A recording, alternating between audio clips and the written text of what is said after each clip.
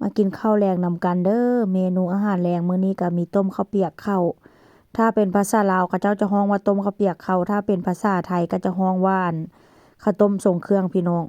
มื้อนี้หลังจากค้างหม้อแล้วเรียบร้อยก็จะเอาก้านผักชีใส่แล้วก็จะใส่ขิงแล้วมื้อนี้ค่อยก็จะใส่กระดูกหมูนำใส่กระดูกหมูเพื่อว่าความแซ่บความนัวนี่มันจะออกจากน้ำกระดูกหมูว่าซั่นซะแล้วเนื้อหมูแบบนี้ค่อนข้างจะแซ่บได้เพราะว่าหยังมันเป็นเนื้อหมูแบบเนื้อหมูติดมันหั่นน่ะว่าซั่นซะ หลังจากนั้นก็จะปรุงรสชาติด้วยเกลือ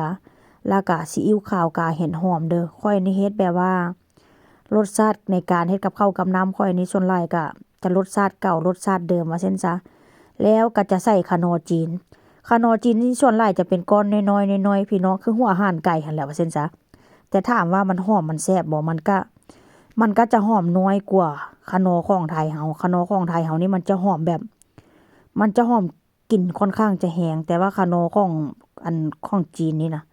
มันจะหอมแบบน้อยๆหอมแบบอ่อนๆแต่ว่าเวลาใส่น้ำซุปแล้วก็เนาะมันค่อนข้างจะเฮ็ดให้น้ำซุปมันก็มีสีสันขึ้น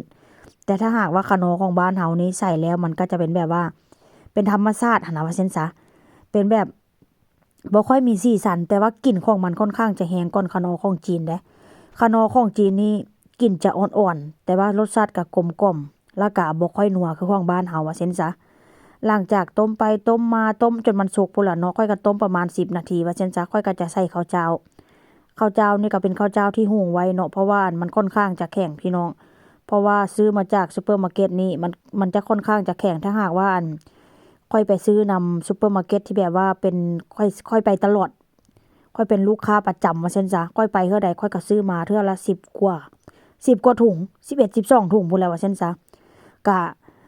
คือว่าค่อนข้างจะอ่อนหุงแล้วก็เวลามันสุกแล้วหั้นน่ะเนาะมันก็ค่อนข้างจะอ่อน